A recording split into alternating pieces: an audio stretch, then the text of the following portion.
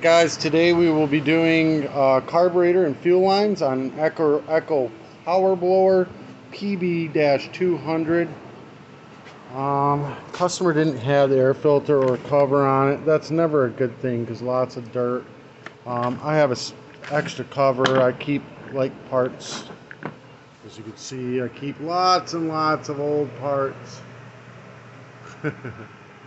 Just in case they come in with stuff missing. Alright, all the parts come in a kit. It's everything you're going to need for this job. Spare parts too. There's a carburetor, a couple of spare primer balls, fuel lines, filter, spark plug, and air filter and a spare air filter. Everything you're going to need to do this job. This thing is a freaking mess. It's got good compression though. It does try to run, it just needs a carburetor. So before I even bother starting on all this, I'm going to give everything a quick rinse. You know, not so much the carburetor, but like around the fuel area and this air filter assembly. Okay, now we're going to go ahead, Phillips head or a flathead. We're going to take those two out. Now, I'm not even worried about the fuel lines or anything. So I'm just going to stick a flathead in there. Pop the whole grommet right on out, just like that. And then this all pulls right out of there. And then this will pop right off. And the throttle will just come right out. No big deal. And we throw that to the side. Now we'll go ahead. I'm going to pull. I think this came apart, and I just put that one on the grommet. I was going to use this kit on my brother's weed eater and it ended up being the wrong one. But I'm going to pull this up till this bottom gets close to the grommet. That way this line is longer than the other line. Let me know that that's the line that's got the filter on it. So I'm just going to pull this up a bit to make it longer than the other one. Just like that. Now I got a longer line and a shorter line. Longer line is the filter. Shorter line is the return. I'm going to go ahead and stick this back in the tank. Kind of guide it all the way down in. I'm going to shove the back side into the tank, and then the front side, while I'm holding the back side in, I'll push in from one end to the other end with a flathead screwdriver. It is a tight fit, but it will fit. So it's all the way in. No big deal. Oh, that fell out. That's a big deal. That shouldn't have fell out. That sucks. Now I gotta pull that handle. I'm gonna go ahead and pull that handle. This should have stayed right up in there, like, you know, in place, but it fell out. We're gonna go ahead and pull this handle. It's 3 Phillips heads. Oh, wait a minute. 1, 2, 3 Phillips heads, 4, and then 2 Allens. Normally you don't have to do that. I guess just be careful that you don't, you know, drop that out. I'll pull the spark plug wire here, get it out of the way. More Phillips head down there. Alright, so now we're going to have to remove this spark plug. It's just not going to let it out without doing it. So pop the spark plug out. So we're just going to get this back in place. You can lift this whole thing up. You just go up in it.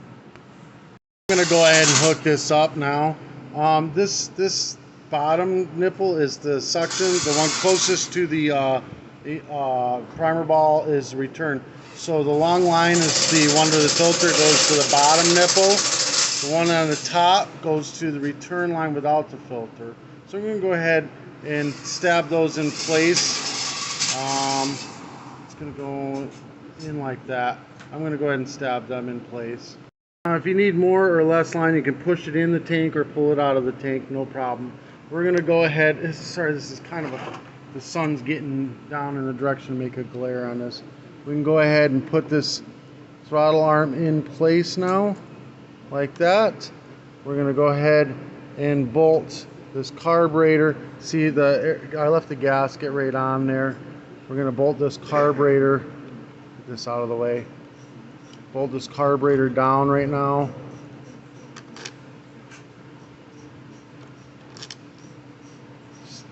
So that we can put this together.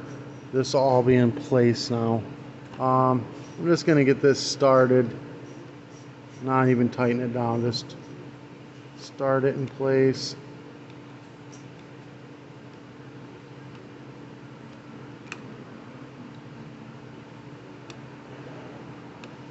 Just get it started. All right. So I'm just going to check, make sure none of the lines are pinched or kinked or anything like that. Everything looks like it's in good position. No kinks or anything. If you have to, again, you can push some down in or pull some out to get it in the right place. We're going to go ahead and set this top back down. I need both hands. Pull the bolts back in. Tighten them all down. See all of them. And the two Allens. Get them in. The recoil. And tighten them all down. I can go ahead and check. Throttle's working fine. Make sure none of the lines are getting pinched. And then go ahead and tighten down these 2 bolts all the way. To replace your gasket, you'll notice that there's a little hole on it. You're going to want to make sure that that lines up with the hole. That's not it. Make sure it lines up with the hole that goes there. This is the wrong gasket for this one. That's why I used the old one. It's easier. Oh, it should be another gas. Oh, there we go. There it is. That's the one. So you just make sure that it lines up with it. But I just use the old gasket. It's easier that way. Just leave it on there and go. Now we're going to go ahead put a brand new spark plug in since we've already taken the plug out. Pop it in there, tighten it down. Plug in, wire back on. We're going to put some fresh gas in this thing here. And then we're going to see if it primes. You just prime it up. Make it primed up good. And if it doesn't prime, look inside. If you see foam coming out of the filter, you got the 2 lines backwards. Just switch them around.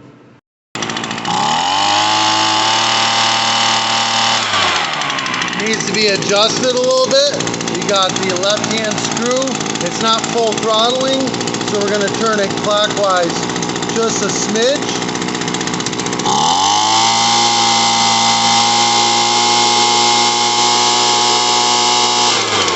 A little bit better, just a smidge more.